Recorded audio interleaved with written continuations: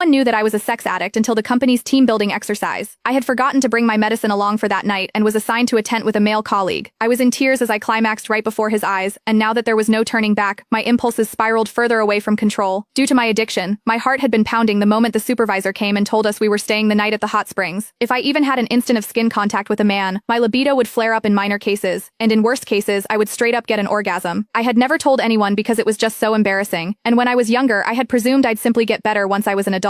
That was until I realized the symptoms were getting even more out of control. And there was that one time I almost moaned out loud in public. Fighting back the embarrassment that almost killed me, I went to the doctor and got some medicine. However, I had forgotten to bring my medicine, as this team-building exercise was organized out of the blue, and very far from my home. Even as I fought against the fear eating me inside, warning myself to restrain myself and stay well behind, our supervisor suddenly announced, "Sorry guys, all the rooms have been booked, but we have tents. There aren't many, so we're just going to have to make do. Ruth, you're going to Dean's tent." And that was how we got to the situation right now. Me, a sex addict with no meds within reach, following the burly man into the tent. I did my best to keep to a corner in the tent, biting my lip and closing my eyes while telling myself to fall asleep as soon as I could before the last dosage lost effect. But that was when Dean came to me. "What's wrong?" he asked. I could feel his body warmth from my back, and my skin was already crawling. "Nothing. I'm fine. Please, just stay away from me." But even as the stimulation extended from my skin to the rest of my body, I knew the pain was coming. I checked my phone and only saw that it was midnight, 6 hours since I had last taken my pills. It was losing effect soon. Soon my whole body was shuddering, while there was a warm stream gushing out between my legs. I kept my head buried between my legs and did my best not to look at Dean. People would mock me for being a skank if they noticed my condition, and I couldn't bear to stay in the company at that point. Meanwhile, Miles Hendricks, the other colleague in the tent, was already snoring out loud. I kept clenching my knuckles, my own nails digging into my palm. The pain calmed me somewhat, and I told Dean, "Sorry, I'm not distancing myself. I'm just not feeling well." Never could I have expected Dean to move toward me without another word, reaching out with his large warm palm and pressing it over my forehead. Even as he held his palm steady, I found myself staring at his chest and nothing else. I could also see that distinct collarbone and chiseled chest under his shirt. I seemed to tighten at the very next second, and orgasmed amid my embarrassment, and the ensuing moan could barely be stifled. Worst of all, I was trembling even worse after I orgasmed, and Dean could clearly feel me shaking. "That's strange. Why are you so flushed? You don't even have a fever," he murmured, not giving up feeling my forehead and cheeks just then. I trembled even more and turned my face away, but it was the back of the tent right behind me. Having nowhere else to go, I clenched my jaw so I wouldn't moan again, even as I decided I couldn't stay in this sealed room when all I could smell was Dean. He wasn't a smoker, so his faint soapy and hormonal scent was especially recognizable. I could feel all the pores around my opening, as the orgasm left me painfully sensitive to everything. In the heat of the moment, I pushed Dean away and sent him stumbling backward, while I scrambled to crawl out of my tent, not caring that my skirt was short, exposing my wet panties right in front of his eyes. He promptly turned away to stop himself from staring, but he was no brat either. Seemingly struck with a thought, he followed me,